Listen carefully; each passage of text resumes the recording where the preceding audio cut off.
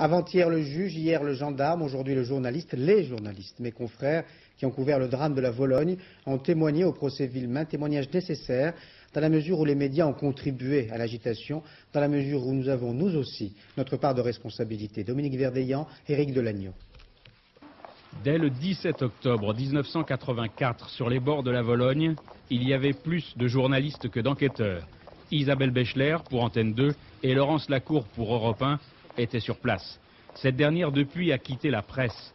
Par dégoût, reconnaît-elle. On a dit beaucoup de choses qui ont dû salir l'honneur de ces gens-là. On a vécu dans le règne de la rumeur. C'est vrai, nous nous sommes pris au jeu de la recherche. Et Laurence Lacour de regretter ce vent de folie, ce défoulement collectif. Mais de dénoncer aussi les conférences de presse quotidiennes des gendarmes. Un geyser d'informations, dit-elle. Et de dénoncer enfin le fait qu'avocats et juges choisissaient leur interlocuteur dans la presse. Si on n'a pas l'information qu'ont les autres, on est à la traîne.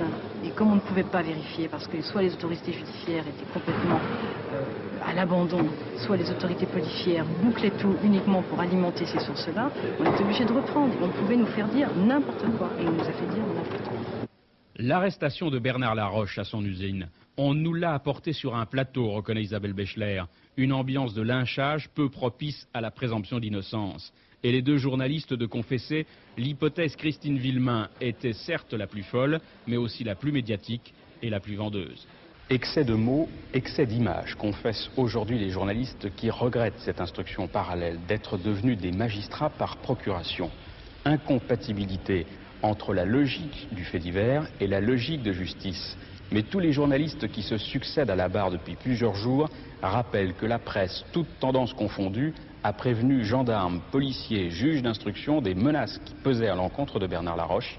Hélas, ces mots-là, la justice ne les a pas entendus.